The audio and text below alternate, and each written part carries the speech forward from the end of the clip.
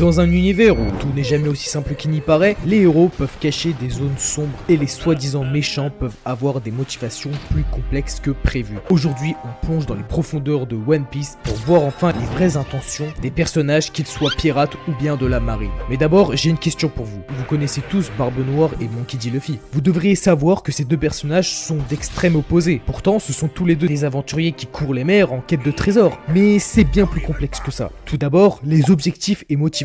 On sait que Luffy est un pirate animé par la liberté avec un rêve qui est celui de devenir le roi des pirates. Mais lui, il n'est pas en quête de pouvoir, il veut être l'homme le plus libre du monde avec des valeurs comme l'amitié, l'aventure et la protection. Et ça, tout en s'entourant d'un équipage uni par des rêves et un respect mutuel. Barbe Noire, lui, est motivé par l'ambition, le pouvoir et la domination. Il est prêt à trahir, manipuler et détourner pour atteindre ses objectifs, avec un rêve de devenir le plus puissant en accumulant des pouvoirs et exploitant les autres. Deuxièmement, les méthodes et moralités. Luffy nous a montré à plusieurs reprises son code moral fort, défendant les opprimés et combattant ceux qui abusent de leur pouvoir et agissant toujours selon ce qu'il pense être juste. Et à côté, Barbe Noire, c'est tout l'inverse. C'est un opportuniste qui n'a aucun scrupule à utiliser des méthodes sournoises et immorales pour obtenir ce qu'il veut, trahissant ses alliés et allant même jusqu'à tuer pour atteindre ses objectifs. Troisièmement, le leadership et une gestion de l'équipage complètement différente. Celui de Luffy repose sur le respect, la confiance mutuelle et on voit que son équipage le suit parce qu'il croit en lui et partage son rêve. Chaque membre est donc libre et valorisé par ses compétences uniques. Tandis que celui de Barbe Noire, il est dirigé par la peur et la manipulation avec un équipage composé de criminels. Ils n'ont aucune loyauté entre eux et ils s'unissent seulement par intérêt personnel. Ah si, je vous assure. Et ça, ce n'est pas que chez les pirates mais aussi le cas de la marine. Prenons exemple avec Akainu et Kobe. Ces deux-là représentent deux types très différents de marins. Akainu, lui, est connu pour sa vision extrême et corrompue de la justice, en n'hésitant pas à utiliser la force brutale pour atteindre ses objectifs, même si cela implique de causer des souffrances à des gens qui ont rien demandé.